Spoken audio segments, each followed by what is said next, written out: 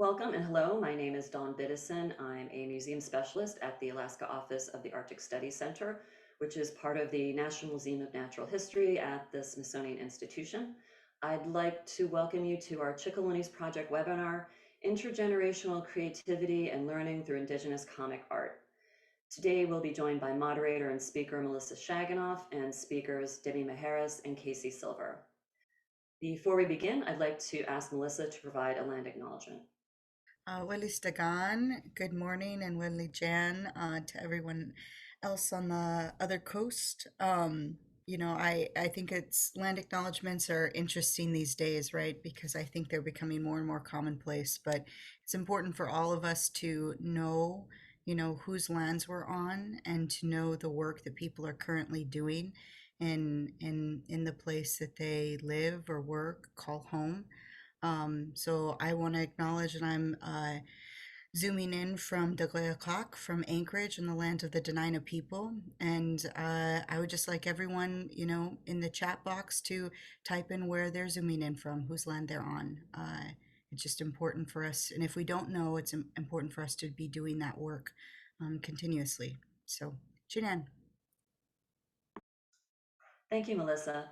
I'd also like to thank our funders who made this event possible, the CIRI Foundation's Education Heritage Grant Program, the Recovering Voices Program of the Department of Anthropology at the National Museum of Natural History, the Alaska State Council on the Arts, and supporters of the Arctic Studies Center here in Alaska. Next, I'd like to ask our speakers to introduce themselves. Let's start with Melissa, then Demi and Casey. Also, you can read more about them and their work on the project website. Go ahead, Melissa. Willie Sagan, Melissa Shagnoff Susetalan, Yudishith Koikara Atlan, Naitini Anak Kayak Sinsiarin, artist with curator Gogeshna. Chenankotan was at Northland. It's good to see everyone here today. My name is Melissa Shaganoff. I'm Caribou and Fish Eater Clan from Naitiniana, or the Log Over the River, or Chickaloon Village. Demi is my cousin. Dawn is my friend. Casey's my friend. And we've been working on this project for or at least my component has been like the last year or so. And I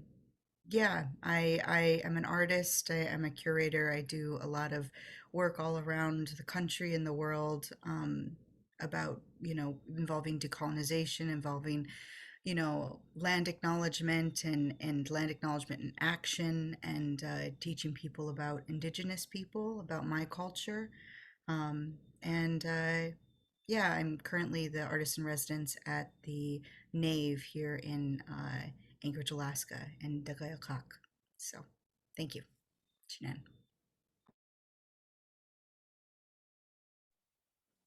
Hello, my name's Demi Maharis.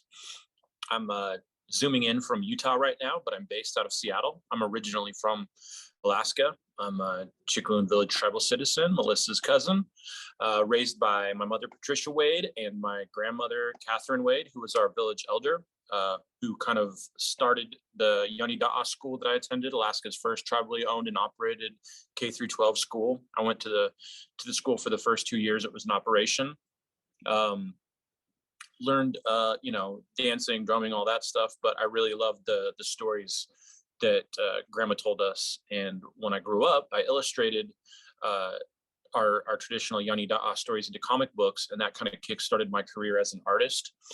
It opened up the door for me to work on other projects throughout Alaska with other tribes and storytellers. I eventually moved to Seattle, where I linked up with Casey. We started at 80% Studios, which is an independent visual storytelling studio of the team of the two of us. And my current project now is working on Chickaloonies, book number 2.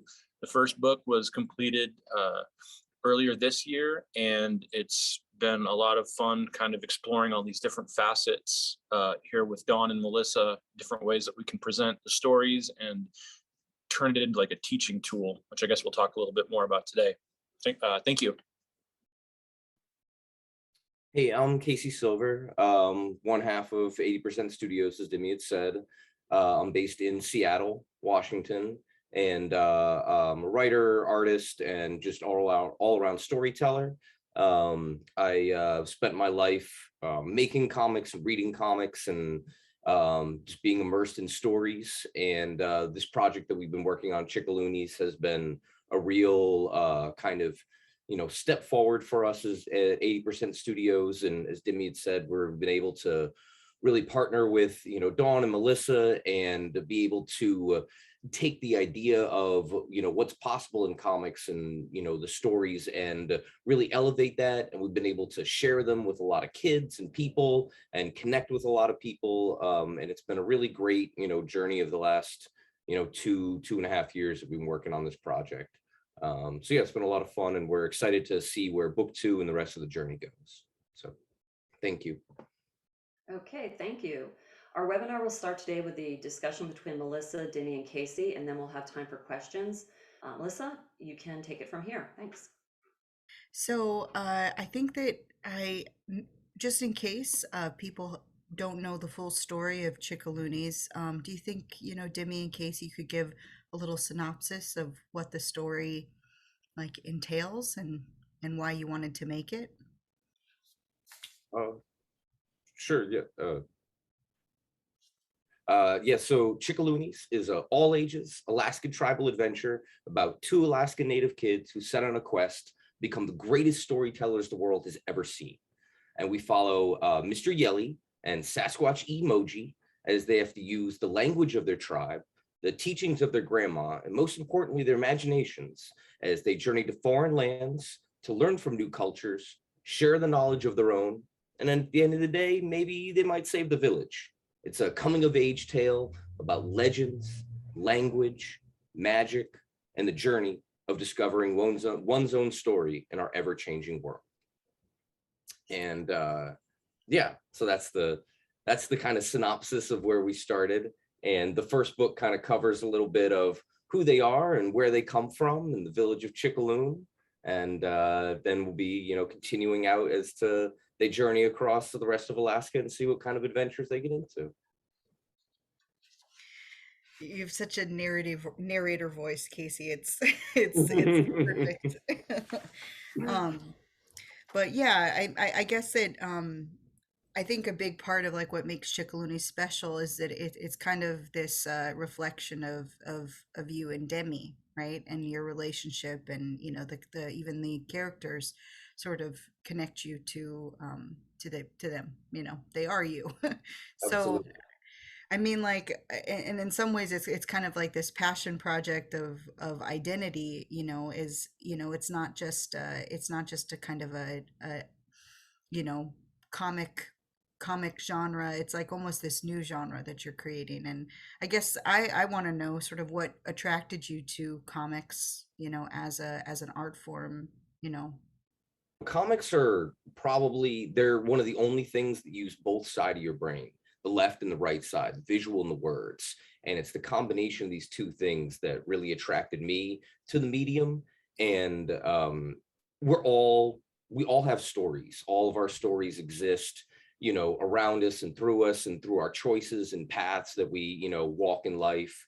And comics are a really great way to kind of take the very primal idea of cave paintings and the very primal idea of traditional storytelling, of passing down these ideas and themes through generations and harnessing them together in a medium that changes over time and reflects kind of the world around it.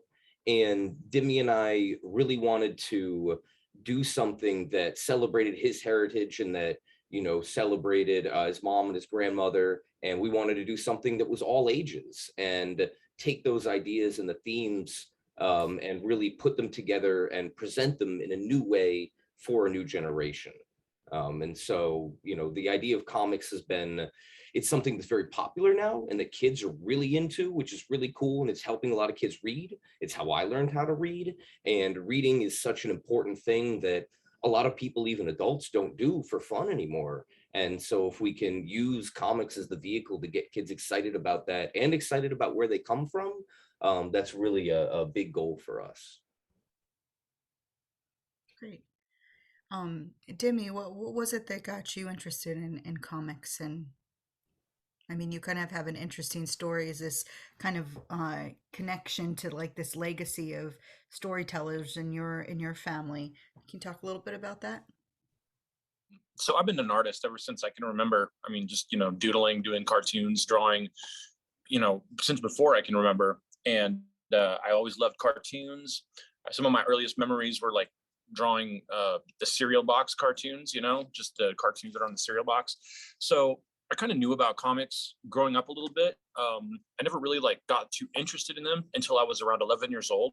But before that, I would, illustrate some of the stories that grandma would tell us. And in a lot of ways, looking back now, that was like my first collaboration with a storyteller. And those were little comic books that I was drawing, however crude and rough that they were. But I fell in love with comics when I was 11 years old. I think I first saw Japanese comics. I saw Dragon Ball, and it just blew my mind. Like, I remember how affected I was by seeing that, because I always just can sit down with a piece of paper and a pencil and entertain myself. And just, drawing has always been something I'm passionate about. And then opening up that entire world of a comic book where you can contain an entire story and pictures and words. I think the bug, bit me when I was 11 years old, and then I never looked back. I've always been interested ever since. Melissa, I thought I would jump in here and show a few examples of artwork from Chickaloonies for people who haven't yet been able to see it. So Yeah, let that me would be go ahead great. and screen share.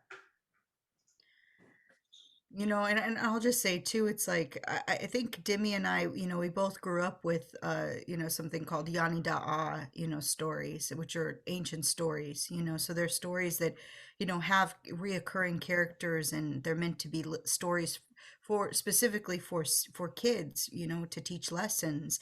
And I think that in so many ways, Chickaloonies is like a, a contemporary Yani Da'a story that you're creating. And yeah, but yeah, Don's sharing some of these images that are really wonderful.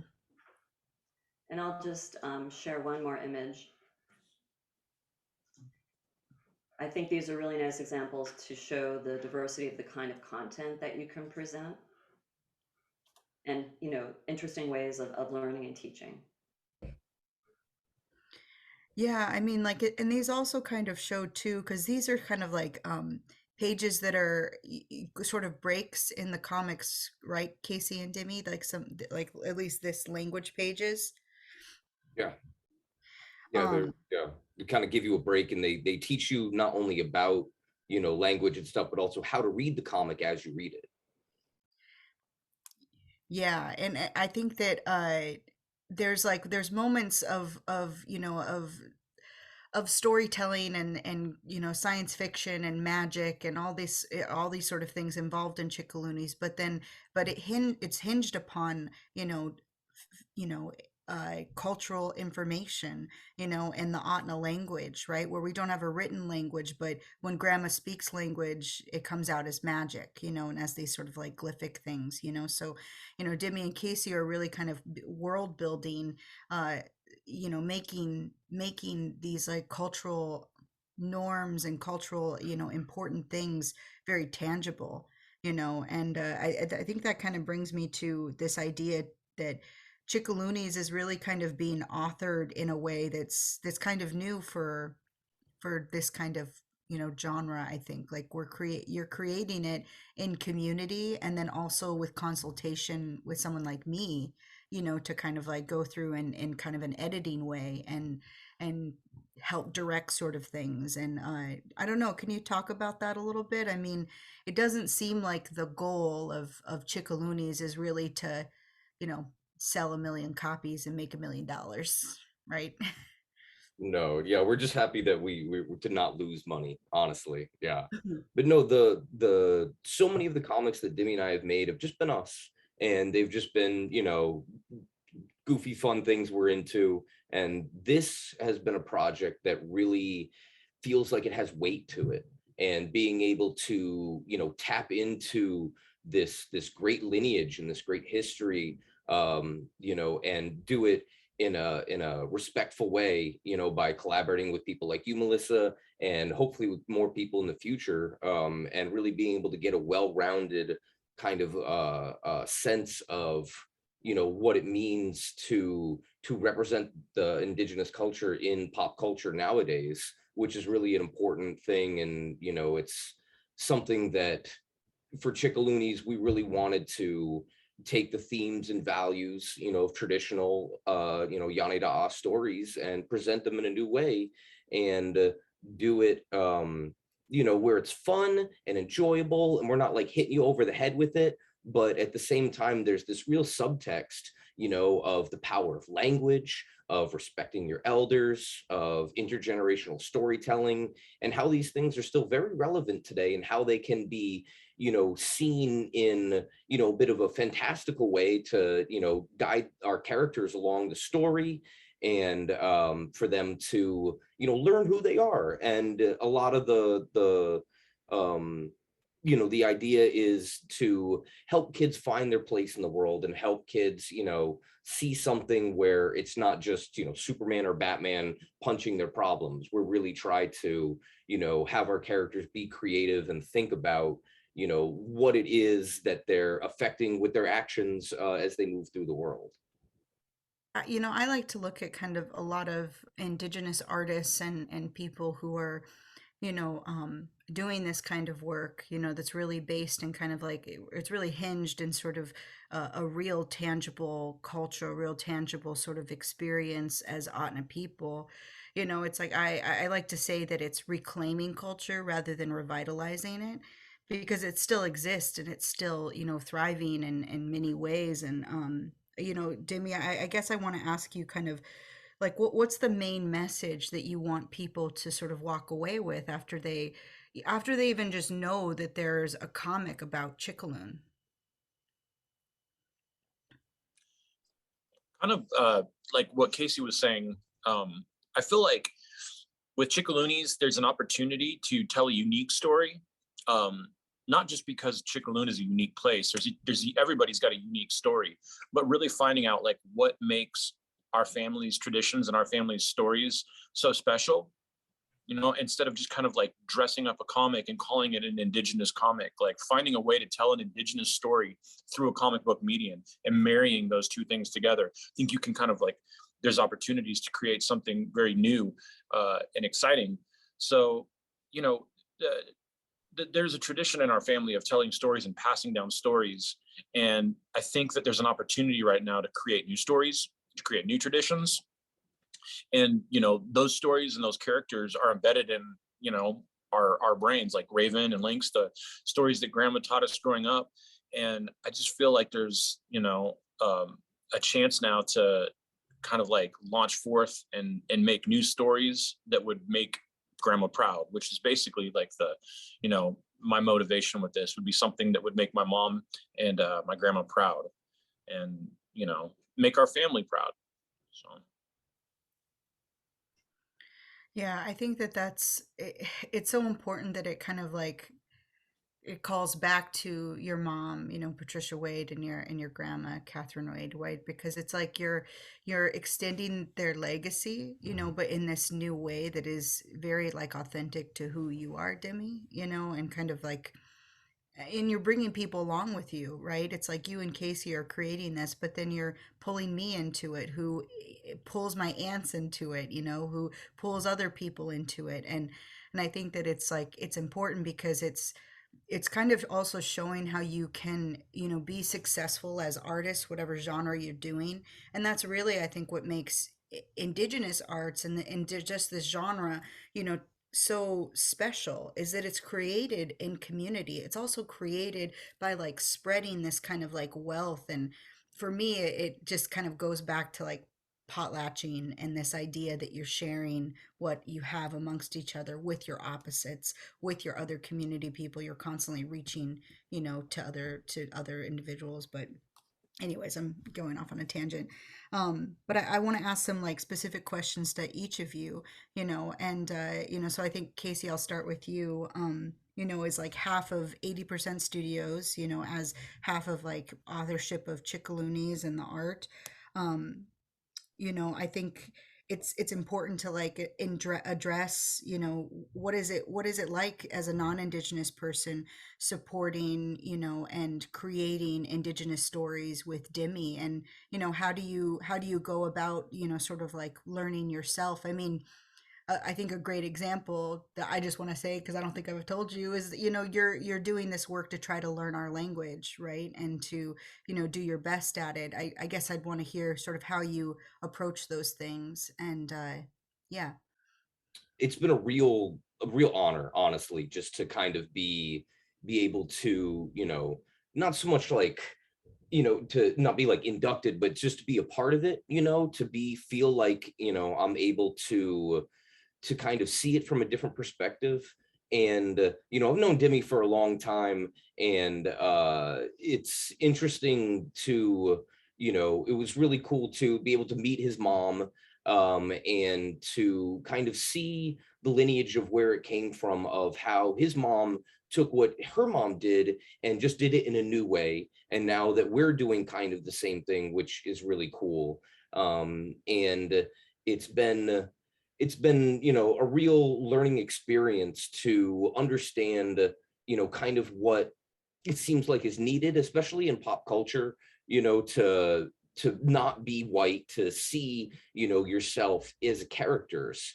And that's been a huge thing in pop culture, has been a lot of, Black and Asian, and just a lot of again, non-white characters, but Indigenous characters are still not very, there aren't a lot, and a lot of times it's just, oh, we're going to put like a Superman cape on an Indigenous character. And, what we wanted to do was something more real. And, to be able to try, as Demi had said, to tell an Indigenous story in the form of comic books has been a real challenge. But, nothing worth it isn't hard in the beginning.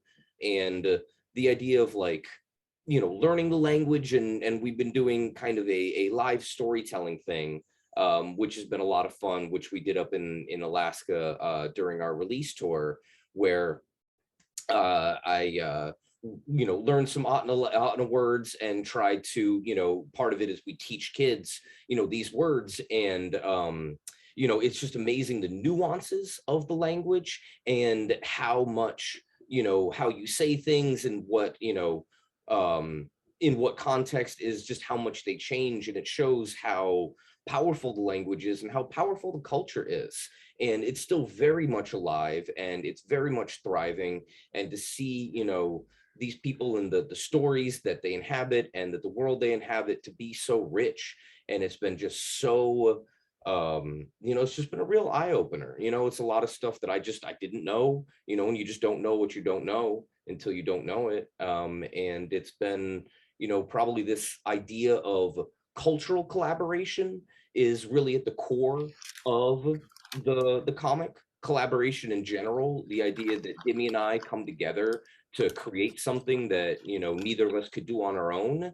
And we're also trying to learn and show people how you can collaborate, being from two different cultures, and how that can bring something like a hybrid that's really powerful, kind of like crossbreeding a little bit. It's really quite of a interesting and new thing that I feel like we're almost, again, kind of learning how to do it ourselves, but hopefully through our example, other people can come together from different cultures and create something that is, bigger than the sum of just themselves. So. I also think it's important too to know, I mean, and we've talked about this as well. It's like, you know, so much of the process and everything is created in 80% studios and in collaboration, and how it is that you storyboard things and put things together, and I think it's also, I mean, it's also just like very important to note, that these things are special, and they're coming from a place that, that hasn't really been embraced by this medium, by comic medium, and that kind of brings me to sort of my question for you, Demi. As we're creating content, not only in story and Chickaloonies, but through the Learning Lab website, with Smithsonian, and creating the strategy guide for drawing, and teaching kids how to do their own story. What does it mean to you to talk to kids from Chickaloon to talk to kids specifically from this culture. I think it was kind of special moments that we've had so far in all of our workshops, like being able to look at kids and specifically Indigenous kids and say, you have something special, to share, and a story that hasn't been told in this way. And what would it look like if you were to tell a story? Because here's Demi, an Indigenous person doing it. It's like I guess I just want to hear from you on what that experience has been like, and particularly, like doing a workshop back at Yanida'a school, the school that you grew up in Chickaloon. That was really cool. That was really special to do the workshop with those kids that were up there going to school, the same school I went to like 30 years ago. I mean, what a trip. Uh, you know, it's representation is important. But I think that can kind of like get just like watered down. That word can get watered down. But I think like showing, people in particular, like our family, that there is something like really unique about, where we're from. And it's not like, we're special above anybody else, but just, it's kind of like mining out that those ideas and those stories and those family values and those traditions that we have, and presenting them in a way that, would be fun for me when I was a kid. That's literally what it is. I'm just trying to speak the visual language that, that was like, entrancing me when I was a little kid, when I should have been paying attention to like language stuff or, academic stuff. And I was just busy, like fixated on, art and comics and storytelling. And then in a lot of ways, the main characters in this book are like versions of me and Casey. And one thing that I think makes this project so special is that we're telling the story from the perspective of these two young friends who are launching out to become the greatest storytellers the world's ever seen, just kind of like how me and Casey are. But along the way, they're learning. And as they learn, we learn. And it becomes like, kind of like a step by step from what's happening in the story through what Casey and I are learning and presenting in the story, hopefully to the reader who's reading it and connecting through that. It becomes like an interactive way to participate with, what our family holds so special and so dear, with, what was left by grandma and mom and all the rest of our family who's doing all that great work in the village. Yeah, in so many ways, there's kind of like this social aspect to it, right? It's like it's not just creating a story to sort of lift both you and Casey up. It's about lifting all those kids that are reading it up, and showing them kind of a way that they can represent themselves in a medium that might already interest them, and I think that's like a really kind of special thing that you see in our workshops, right? It's like you see what kids are thinking about, and and thinking up and dreaming up, and I mean, I just think about like my school days, and when like it felt like the only place where my family was represented was in like the 2-month Alaska studies course, in all of my entire schooling, right? And I think that in so many ways that it's important to like feel like that your heritage, your culture, your family has a place in history, has a place that's important to be taught and shared, and so it's like you're giving, I think particularly with their strategy guide, teaching kids how to make their own comics, is like how they can tell their story, and tell kind of like where it is that they exist in this world. And yeah, and of course it's not about like, saying we're any specialer than anyone else, but at the same time, um when I think kids have been othered, it's important, to also, put them in that sort of space of feeling like they're special, and yeah, I guess that we're getting kind of close to our time, so Melissa, can I I pop in for a second? oh yeah, I'm please. sorry to interrupt, but since you guys have mentioned the strategy guide, I thought I'd give everybody a sneak peek as to what that looks like. And just for a little bit of background, this is something that we've been working on together as part of the Chickaloonies project work, and that we're testing out in workshops that we've held with the Knights tribe, with the Cook Inlet Tribal Council schoolyard program, and then also in Chickaloon Village. And I'll screen share now. Um, this is something that will also be posted to the website that's on Smithsonian Learning Lab. And here you can see the fantastic title page, and it was done intentionally in black and white so that people can also color in it. And there's a fun introduction, and I'll just skim down here a little bit. More fun introduction, some character introductions here. Going to school, and then the teachings, which includes the basics on how to draw. And later on, there's figure drawing, all sorts of drawing experiences. And then there's a section on how to do visual storytelling. And it's really detailed. And it's the kind of thing that you go back to again and again as you start to pick up more things. Then you go back to it, and then you can get into the more complex parts of the lessons. And then I'm going to more visual storytelling elements. It's a very comprehensive guide. How to lay out your story. And then let's go down further. And one of the things we've been doing together in particular is bringing in the resources of the Smithsonian Museum collections as a basis for learning about visual elements, how to bring these into the character's appearance, things that they might do when they're going out into the world and having adventures, but also a way to really have the characters show that learning that Demi and Casey were talking about, that intergenerational learning. And it can be done through museum objects. We have some on the website that you'll see that shows information that were shared by Athabascan elders. And then also there's photographs, which also share information. Visually, you can see that there's potentials for storytelling from there. And this is an exercise in the workbook about having a story being told by learning from these kinds of resources. And they went ahead and created this model that's really terrific about going to the Smithsonian Arctic Studies Center exhibition at the Anchorage Museum that's here, about first being bored and then being interested, and the kinds of things you can learn from, for example, a birch bark basket. And Melissa, would you like to talk a little bit about this section? Yeah, well, I mean, could you maybe scroll up to the intro page?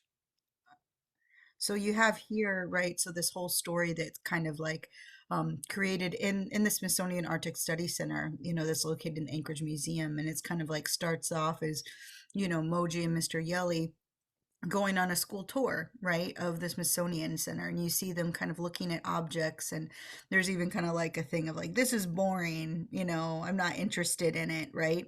But then you keep going, and if you scroll down to the next pages, then it kind of highlights different objects, right? And I'd say that this is kind of like where, I was really able to share with Demi and Casey kind of like how my work usually starts within museum collections. My artwork and also my curatorial work is like looking at what, sort of things you can learn from, right? And so we focused on material and birch bark, and then selected 3 objects to talk about to focus on the Smithsonian website, right?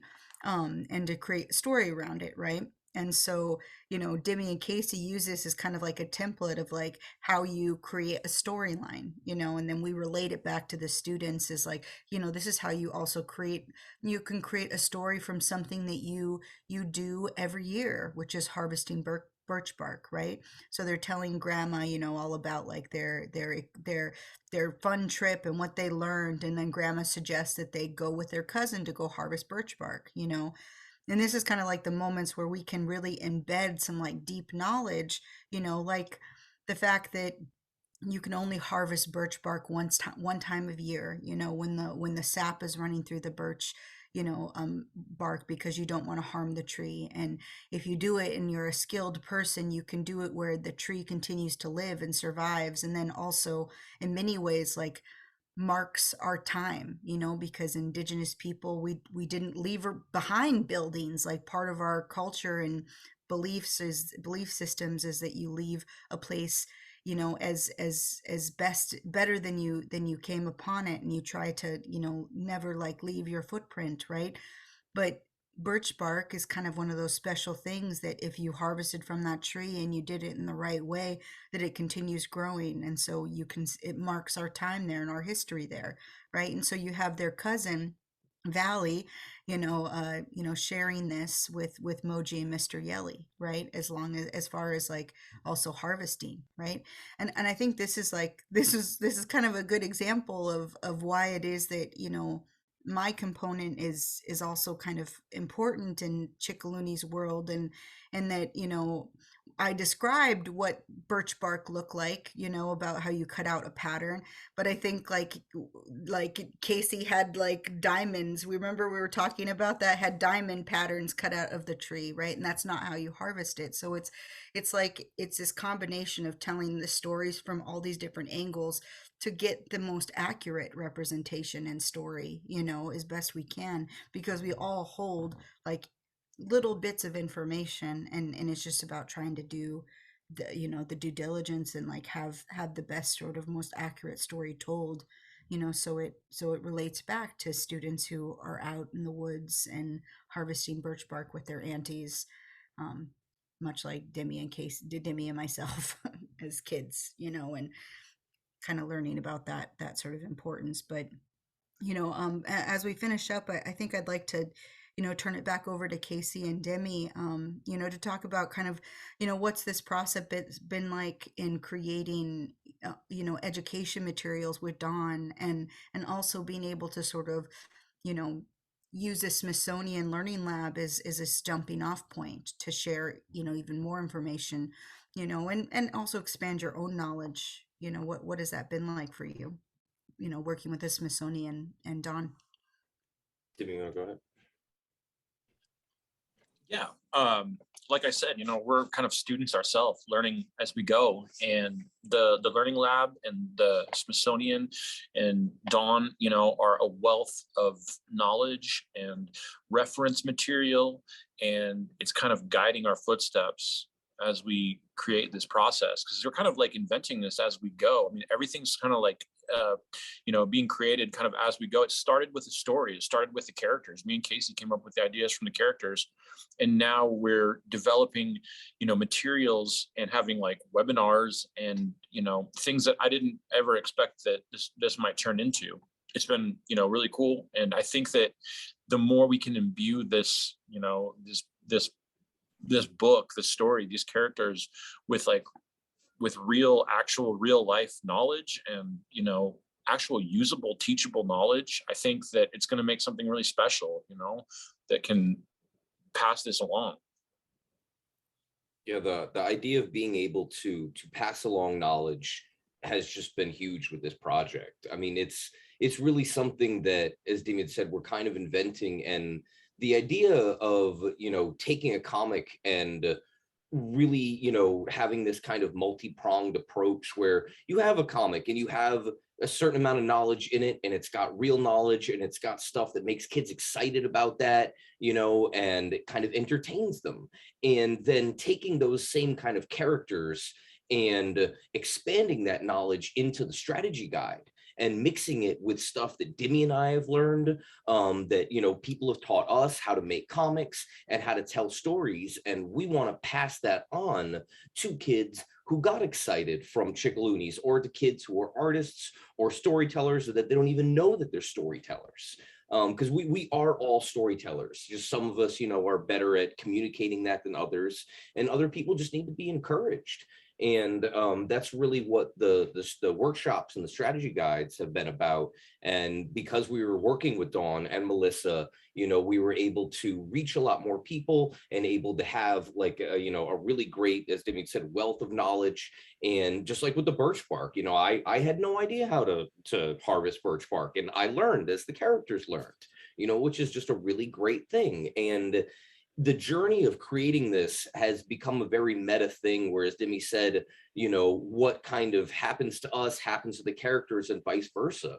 After our 2-week tour in Alaska, we realized that it was the teachings and it was the communication of this knowledge and the community aspects of Chickaloonies that what really set it apart. It wasn't the comic per se, it was the characters.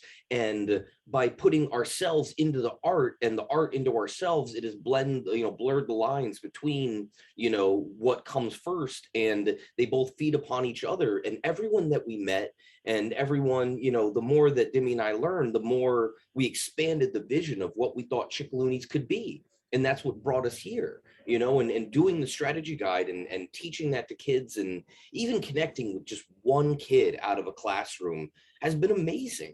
It's been really cool. And especially doing it like in person was cool. And through Zoom, we're able to just meet a lot, reach a lot more people. And this is just kind of the tip of the iceberg. We hope to really take this knowledge and this collaboration again through not just me and Demi, but Melissa, Dawn, and everyone else that we'll work with, and really expand the scope of it, and hopefully inspire kids to tell stories and to be aware of where they come from at a young age, before a lot of times that knowledge is gone. Clan elders, grandmothers, they're passing. And even some of the words that we've been curious about, we'll ask Melissa, that knowledge just isn't almost there anymore, which is really scary. And we really want to, make sure that, kids have the opportunity to learn where they come from before, that, like I said, it's too late. Yeah, and I also just kind of want to, signal back to and really kind of thank thank Dawn and thank the Arctic Study Center, because it's just giving us another sort of like trove of knowledge and information to pull from, that is based in like objects and based in like tangible things, based in collections, that we can create stories, or create sort of important sort of moments to tell those stories, that I think that just writing as Demi and Casey, that might not come up, right?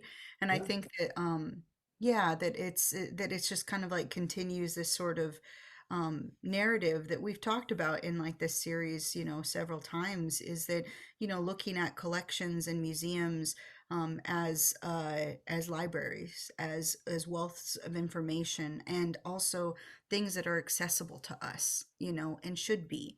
And also being able to kind of ground ourselves in like that this is our culture, this is who we are, and the things that we create today, even if it's something that doesn't necessarily seem related, like comics, that they actually can go together really well, and they can feed each other really well.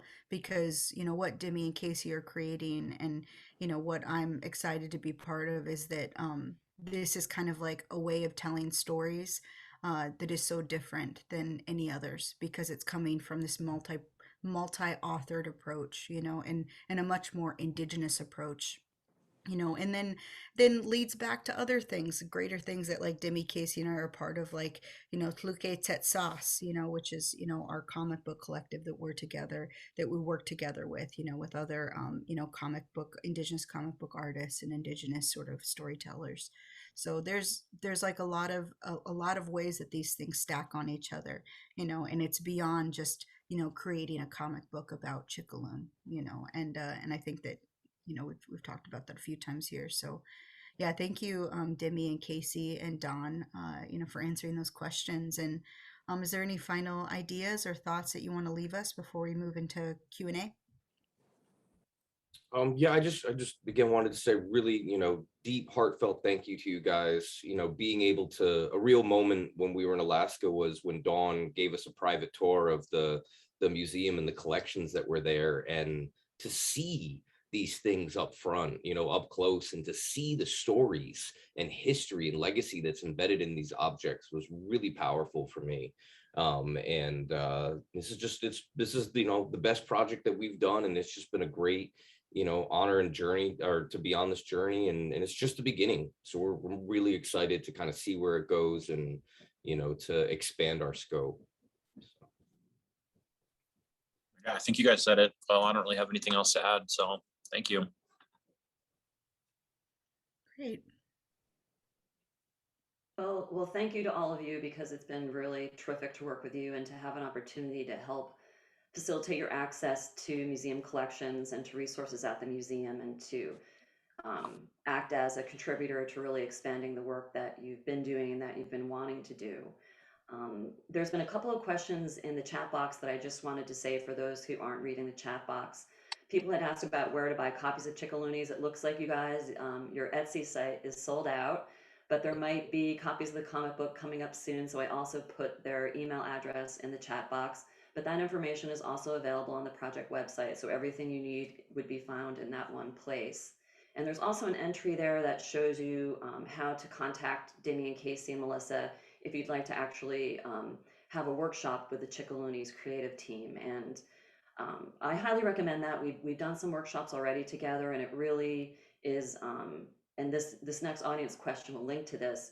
It's been really amazing to watch these kids light up, and even adults light up, because of the creative outlet and the outlet to expressing their Indigenous heritage, regardless of where they're from. And it's been really powerful. And I think that by having the workshop really introduce this concept with real people who've actually done this, it just has that much greater of an impact with the students and even with the instructors. And Demi has an opportunity to tell his story about how he was just a kid in a village, and look what he's done already in his life. And it's really great to be able to present kids with a role model of you can do this. And it's just great. We get these excited moments from the kids where they're stretching their arms up, trying to hold their drawings up to the web camera. And it's just really great to see them excited about sharing their work. So let me circle back to questions from the audience. The first one here is, what age range would you recommend Chickaloonies for? Also, what has the reception been among kids you've used it with? I would definitely like 8 up.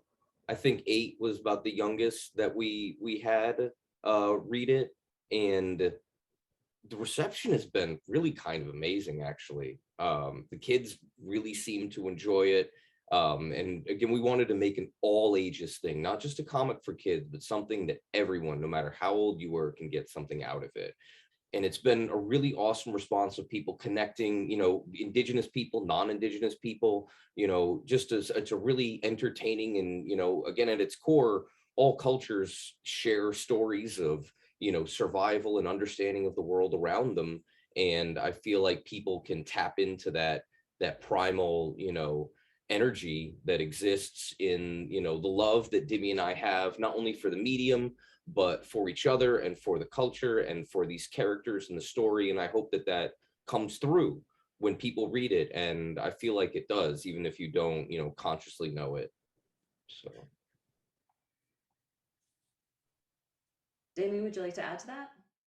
Oh, I think that's great. I mean, I just feel like, like Casey said, it was so special going to Alaska when we first made the book and sharing it with people.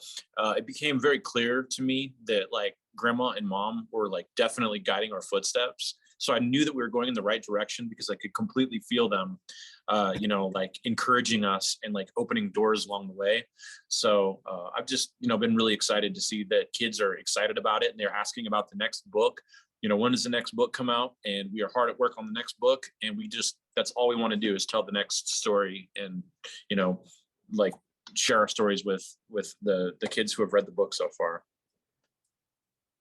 The next question we have from the audience also relates to something Casey just said, that, people from a lot of different backgrounds, a lot of different heritages can come into contact with Chickaloonies, and it can, even though it's specifically about Athabascan and on Athabascan culture, it can really act as a model for wherever you're from. And that's one thing that's really exciting about the potential of bringing in museum collections and the Smithsonian collections, because there are cultural heritage pieces from so many homelands.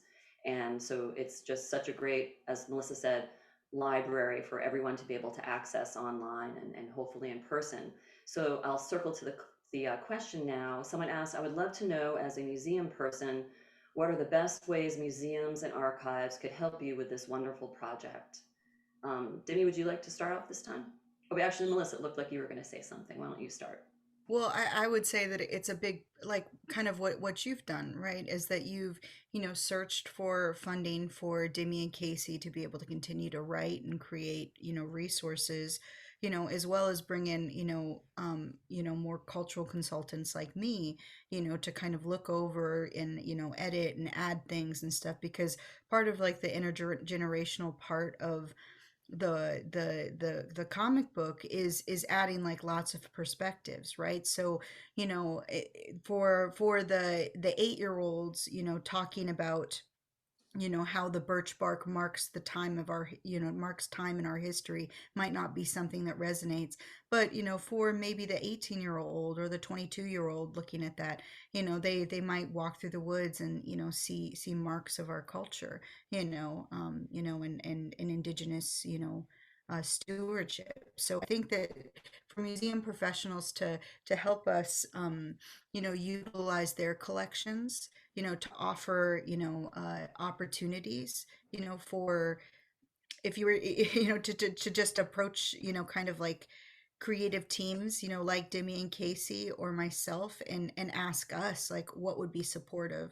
I think that that's the thing. It's like museum professionals, institutions, always have kind of like their own bottom line, right? But if you approach it as being like, we see that you're doing something really great, how do we support you? And this is what we have.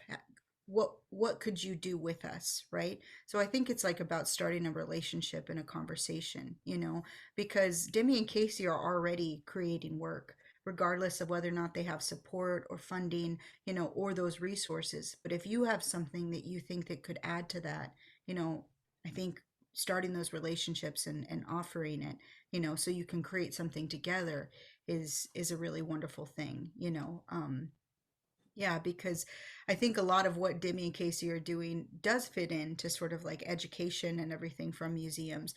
But at the same time, maybe maybe they want more help on the exhibition side, or reaching another audience, right? And I think that something, Donna and I have talked about multiple times is that, it's about asking people what they're already working on, and figuring out a way to support them, in relationship, so the question you asked is really like what you need to do. Right? So it's like kind of about I think just sort of like starting, right? Yeah, and I'll just add something there too.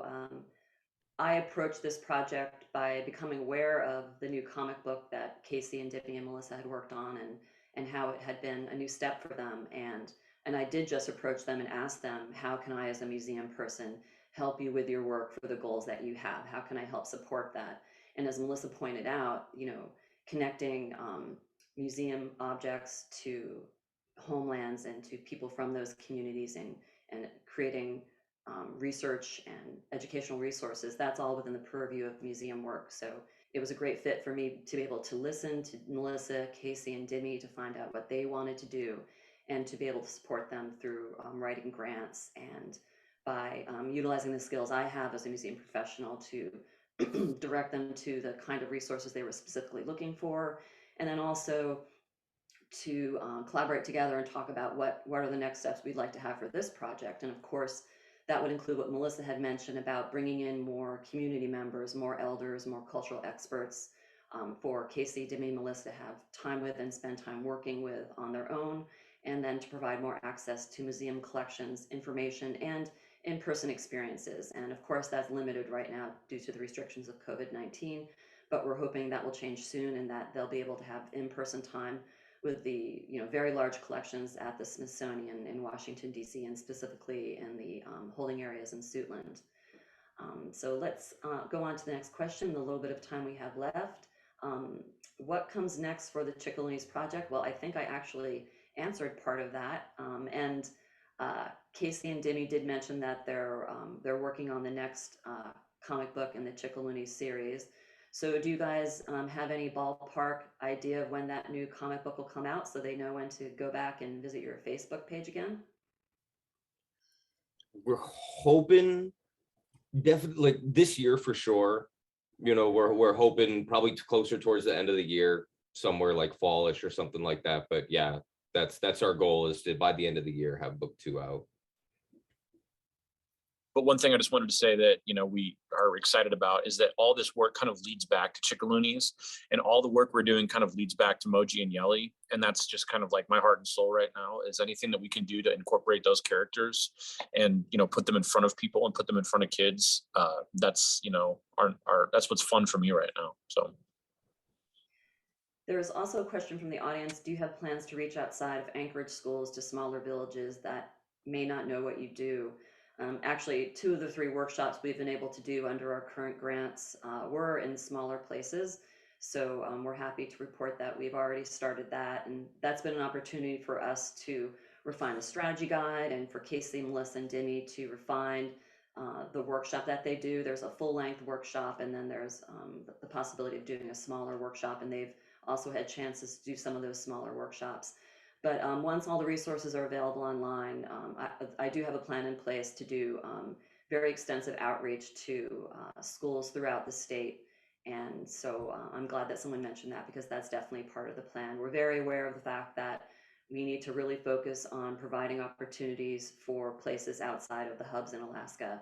And then that's an ongoing challenge, and we're always working towards that goal.